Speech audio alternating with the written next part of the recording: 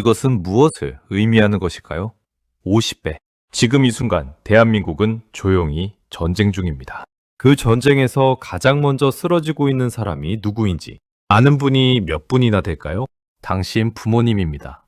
마트에 가면 달라진 물가를 느끼실 수 있습니다. 미중 무역 전쟁.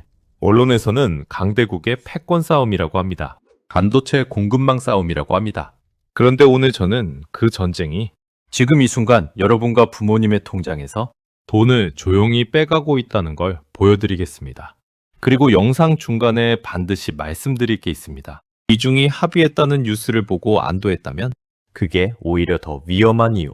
그걸 모르면 지금 이 순간에도 돈을 잃고 있는 겁니다. 3분 후에 설명드리겠습니다. 미중 전쟁이 터진 날 70대 할머니 통장에서 돈이 사라졌다. 이순자 씨의 아침. 새벽빛이 드는 작은 아파트. 따뜻하지만 쓸쓸함이 느껴지는 곳. 경기도 수원. 새벽 6시. 68세 이순자 씨가 눈을 떴습니다. 오늘도 어제처럼 장을 봐야 합니다. 남편과 둘이서 국민연금 합쳐 한 달 130만 원. 관리비, 전기세, 약값 내고 나면 식비로 쓸 수 있는 돈은 40만 원 남짓. 마트 계산대 앞에서 멈칫했습니다.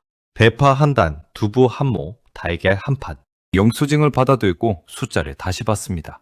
작년 이맘때보다 18%가 올라 있었습니다. 이순자 씨가 집에 돌아와 남편에게 말했습니다. 여보, 이러다 우리 진짜 못 살겠어. 그 말 한마디가 오늘 이 영상의 시작점입니다. 그런데 이게 미중전쟁과 무슨 상관일까요? 바로 그 질문이 핵심입니다. 이 연결고리를 모르면 여러분도 언제 어디서 같은 자리에 서게 될지 모릅니다. 그리고 지금 여러분 중에 이렇게 생각하는 분 계실 겁니다. 미중이 작년에 합의했다고 했는데 이미 다 해결된 거 아닌가? 아닙니다. 그 합의가 왜 함정인지 지금 바로 보여드리겠습니다. 핵심이 합의했다는 뉴스가 함정이다. 신문 헤드라인 미중 관세 합의, 무역전쟁 휴전 2025년 4월. 미국이 중국산 제품에 최대 145%의 관세를 때렸습니다. 10만 원짜리 물건을 수입하면 세금만 14만 5천 원. 물건값보다 세금이 더 많은 상황. 중국도 즉각 보복했습니다. 미국산 제품에 125%의 관세로 맞불을 놨습니다. 세계가 패닉에 빠졌습니다. 주가가 폭락하고 공급망이 흔들렸습니다. 2025년 5월 제네바 회담 장면. 그로부터 한 달 후 2025년 5월 12일 미국과 중국이 스위스 제네바에서 극적으로 합의했습니다. 90일간 관세를 대폭 낮추기로 했다. 미국의 대중관세는 145%에서 30%로 중국의 대미관세는 125%에서 10%로 낮아졌습니다. 전 세계 언론이 일제히 보도했습니다. 무역전쟁 휴전, 합의 타결. 그리고 많은 분들이 이렇게 생각하셨을 겁니다. 아, 이제 좀 괜찮아지겠구나. 그런데 그게 함정이었습니다. 90일 휴전은 끝났습니다. 2026년 현재 미국의 대중 실효 관세율은 약 41%입니다. 중국의 대미 실효 관세율도 약 28%로 여전히 높습니다. 그뿐만이 아닙니다. 반도체, AI, 양자 컴퓨팅 같은 첨단 기술 분야에 대한 미국의 수출 통제는 오히려 더 강화됐습니다. 중국은 히토리 수출 제한으로 맞서고 있습니다. 그리고 2026년 들어 미국 내에서는 다시 강경파 목소리가 힘을 얻고 있습니다. 합의는 끝났다. 전쟁은 계속 중이다. 숫자만 조금 낮아졌을 뿐 이 전쟁의 구조 자체는 달라지지 않았습니다. 근데 여기서 아직 핵심을 말씀드리지 않았습니다. 대한민국이 이 전쟁에서 얼마나 직접적인 피해를 입었는지 그 숫자를 들으시면 여러분 표정이 굳어질 겁니다. 지금 바로 공개합니다.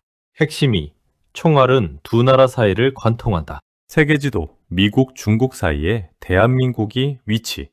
잠깐. 여러분 중에 이렇게 생각하는 분 있을 겁니다. 우리나라는 당사자가 아니잖아요. 강 건너 불 아닌가요? 지금부터 그 생각이 왜 틀렸는지 보여드리겠습니다.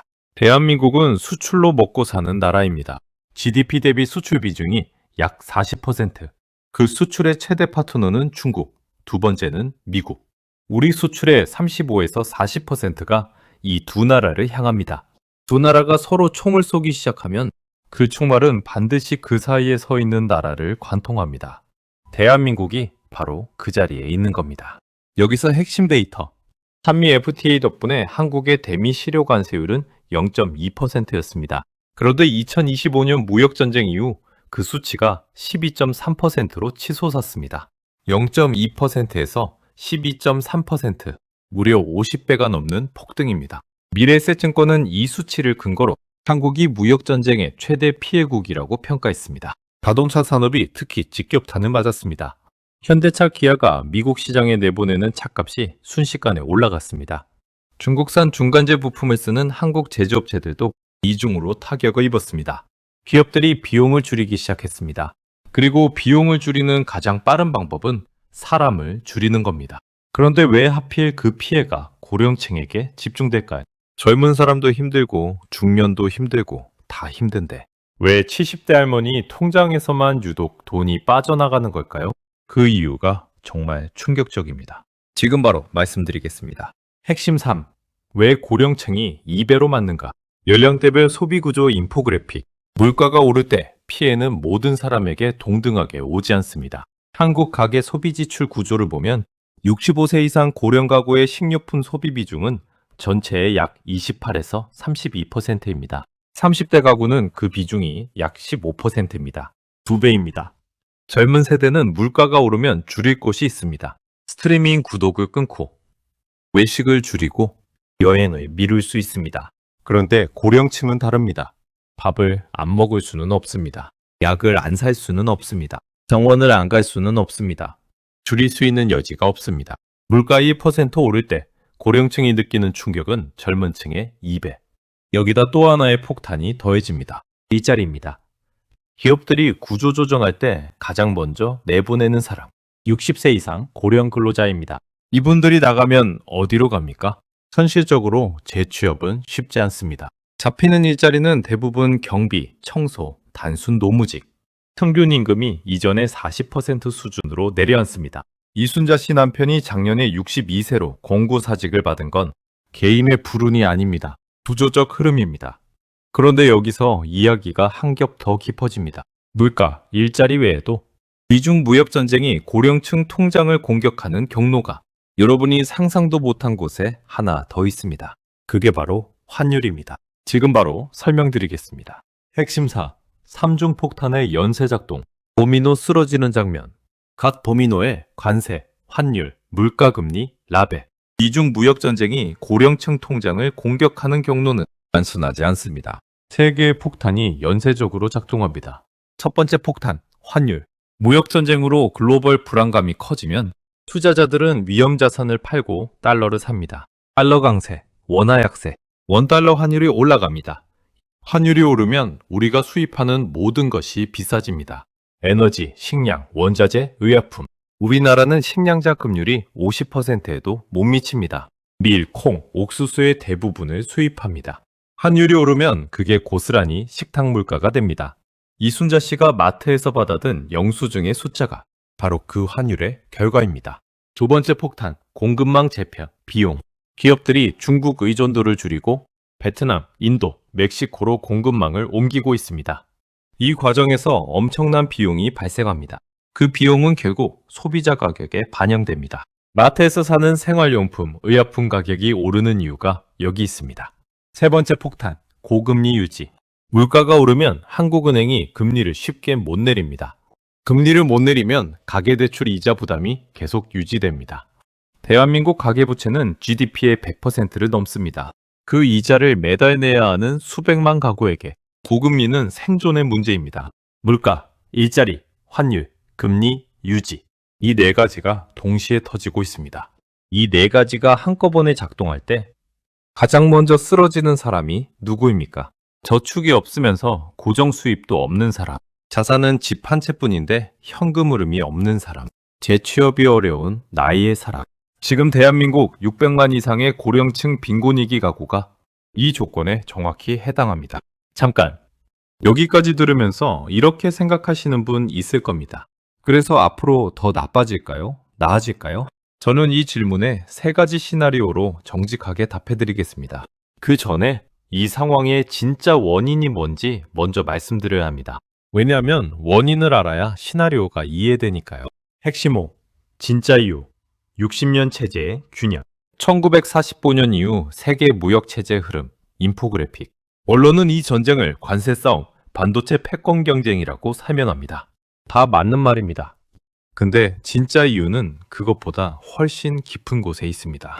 이 전쟁은 60년 동안 세계를 지탱해온 자유무역 체제 자체가 무너지는 신호입니다. 서로 싸게 사고 싸게 팔면 다 같이 잘 산다. 그 원칙 위에 세계가 세워졌습니다. 그 원칙이 지금 깨지고 있습니다. 미국은 이 체제에서 가장 많이 잃었다고 판단했습니다. 중산층 제조업 일자리가 사라지고 수십 년 동안 무역 적자가 쌓였습니다. 그래서 체제를 흔들기로 한 겁니다. 중국은 이 체제에서 가장 많이 얻었습니다. 세계의 공장이 됐고 경제 규모를 세계 2위로 키웠습니다. 그래서 체제를 지키려 합니다. 이 충돌은 단기간에 끝나지 않습니다. 10에서 20년짜리 구조적 전환의 시작입니다. 그리고 그 전환의 비용은 세계에서 가장 무역 의존도가 높은 나라 중 하나인 대한민국 국민들이 나눠 짊어지게 되어 있습니다. 그것도 가장 짊어질 힘이 없는 사람들이 가장 많이 짊어지는 방식으로. 자, 그렇다면 앞으로 어떻게 됩니까? 세 가지 시나리오 중 한국 정부 내부에서 가장 가능성 높다고 판단한 시나리오가 있습니다. 그리고 그게 어떤 시나리오냐에 따라 지금 여러분 부모님이 취해야 할 행동이 완전히 달라집니다. 지금 바로 공개합니다. 핵심요. 세 가지 시나리오와 대한민국의 선택. 시나리오 1. 구조적 교착. 현재 진행 중. 이중이 협상과 갈등을 반복하며 관세율이 오르내리는 불확실성이 장기화됩니다. 2026년 현재 우리가 있는 자리가 바로 이겁니다. 한국은 미국과 15%의 관세 합의를 이뤘지만 트럼프 대통령은 2026년 1월 이를 25%로 올리겠다고 협박했습니다. 기업들은 투자를 늦추고 고용은 줄어듭니다. 이 시나리오에서 고령층의 체감 물가 충격은 계속됩니다. 시나리오 2. 블록 분리 위험 단계. 미국 중심 블록과 중국 중심 블록으로 세계 교역이 두 쪽으로 갈라지기 시작합니다. 아세안, 유럽이 어느 편에 설지 선택을 강요받습니다. 한국도 마찬가지입니다. 반도체는 미국 편, 에너지는 중국 의존. 이 모순이 본격화될 때 한국 경제 모델 전체가 흔들립니다. 시나리오 3. 구조적 협력, 전환 기회 단계. 미중이 첨단 기술 패권 경쟁을 유지하면서도 실물 교역에서 선택적 협력을 이어갑니다. 한국은 반도체 패키징, 방산, 조선에서 오히려 미국의 협력 파트너로 부상합니다. 실제로 2025년 한미협상에서 1,500억 달러 규모 조선협력이 타결된 게 그 신호입니다. 지금 가장 가능성 높은 시나리오는 1번과 2번의 혼합입니다. 불확실성이 장기화된다. 그것이 현재 가장 정직한 진단입니다. 어떤 시나리오도 이제 안전하다고 말할 수 없습니다. 그렇다면 지금 개인이 할 수 있는 건 뭔지 지금 바로 드리겠습니다. 솔루션. 오늘 당장 실천 가능한 3가지. 복잡한 이야기 드리지 않겠습니다. 지금 당장 오늘 집에 돌아가서 할 수 있는 것만 말씀드리겠습니다. 첫 번째, 부모님 현금 흐름을 지금 확인하세요. 자녀분들은 오늘 저녁에 부모님 통장 수입과 지출을 딱 한 번만 같이 들여다봐 주세요. 확인할 것은 3가지입니다. 한 달 수입이 얼마인가? 한 달 지출이 얼마인가? 수입보다 지출이 많다면 무엇을 줄일 수 있는가? 이순자 씨처럼 수입 138만 원에 지출 160만 원이 된 순간 적금을 깨기 시작하고 그게 다 없어지면 집을 팔아야 합니다. 그 시작을 막는 건 지금 이 확인 하나입니다. 지금 부모님과 함께 이 영상을 보고 있는 분, 댓글에 확인했습니다 한마디만 써주세요. 그 한마디가 여러분 가족의 행동 시작이 됩니다. 두 번째, 환율 알림을 지금 설정하세요. 환율은 물가의 선행지표입니다. 환율이 오르면 12개월 후 식료품 가격이 오릅니다. 지금 바로 핸드폰을 꺼내세요. 아이폰 주식 앱 검색창에 USD KRW 입력 즐겨찾기 추가. 안드로이드 네이버 앱 $1 환율 알림 검색. 30초면 됩니다. 환율이 1,380원을 넘어가기 시작하면 그달부터 식비 예산을 10% 이상 늘려야 한다는 신호입니다. 부모님 지출 계획에 미리 반영하실 수 있습니다. 세 번째, 부동산 자산이 있다면 현금 흐름화를 검토하세요. 지금 많은 고령층 가구가 집안채는 있는데 현금이 없는 구조입니다. 이 구조가 가장 위험합니다. 선택지는 2가지입니다. 하나, 남는 방이 있다면 전세 대신 월세로 전환해 매달 현금을 만들어주기. 둘, 주택연금형 모기지 신청 검토. 집을 팔지 않으면서 매달 일정 금액을 받는 구조. 주택연금은 HF 한국주택금융공사 홈페이지나 전화 2688-8114로 무료로 상담받을 수 있습니다. 지금 부모님이 이 세 가지 중 어떤 상황인지 댓글로 알려주세요. 1번, 2번, 해당 없음, 세 가지 중 하나만. 여러분의 댓글이 같은 상황의 다른 분들에게 정보가 됩니다. 안전 메시지. 이 전쟁의 진짜 피해자는 따로 있다. 조용한 방. 이순자 씨가 창밖을 바라보고 있습니다. 이순자 씨의 남편은 62세 권고사직을 받았습니다. 위로금 3천만 원을 받아 정기예금에 넣었습니다. 이자율 3.5%로 한 달 약 8만 원. 연금 130만 원에 이자 8만 원. 보정 수입 138만 원. 그런데 물가가 오르고 의약품 가격이 오르고 전기가스 요금이 올라가면서 두 사람이 한 달에 쓰는 돈은 160만 원을 넘어갔습니다. 그래서 이분들은 적금을 깨기 시작했습니다. 20년간 노후를 위해 모아온 돈을 조금씩 이게 이순자 씨 한 가족의 이야기가 아닙니다. 지금 대한민국에서 동시에 진행 중인 수백만 가구의 이야기입니다. 미중 무역 전쟁의 진짜 피해자는 워싱턴의 외교관도 베이징의 관리도 아닙니다. 경기도 수원 작은 아파트에서 오늘도 마트형 수증을 2번 들여다보는 이순자 씨 같은 분들입니다. 그리고 그분들을 지켜드릴 수 있는 사람은 지금 이 영상을 보고 있는 여러분입니다. 오늘 기억하실 거 딱 3가지입니다. 첫째, 미중 무역 전쟁은 끝나지 않았습니다. 합의했다는 뉴스에 안도하면 안 됩니다. 치료 관세율은 여전히 높고 구조적 갈등은 10에서 20년짜리입니다. 둘째, 이 전쟁의 충격은 고령층에게 2배로 집중됩니다. 식비 지출 비중, 재취업 장벽, 고정 수입의 한계. 이 3가지가 겹치면 적금이 묻기 시작합니다. 셋째, 오늘 당장 할 수 있는 건 3가지입니다. 부모님 현금으로 막인 환율 알림 설정, 주택연금 상담. 복잡하지 않습니다. 오늘 저녁에 바로 하실 수 있습니다. 이 영상이 도움이 되셨다면 지금 구독 버튼 옆에 있는 알림벨을 눌러주세요. 저는 앞으로도 여러분이 뉴스 속 경제 사건을 자기 삶에 직접 연결해서 이해할 수 있도록 계속 가져오겠습니다. 다음 주 훨씬 더 충격적인 내용으로 돌아옵니다. 미중 전쟁 속에서 조용히 돈을 버는 사람들. 이들은 어떤 자산을, 어떤 산업을 보고 있는가? 한국의 반도체, 방산, 조선이 왜 지금 이 혼란 속에서 오히려 돈을 빨아들이고 있는가? 위기는 누군가에게 기회가 됩니다. 그 기회를 모르면 여러분만 손해입니다. 오늘도 여기까지 함께 해주셔서 감사합니다. 대한민국 경제를 가장 먼저 당신 삶으로 번역해드리는 열린경제학이었습니다.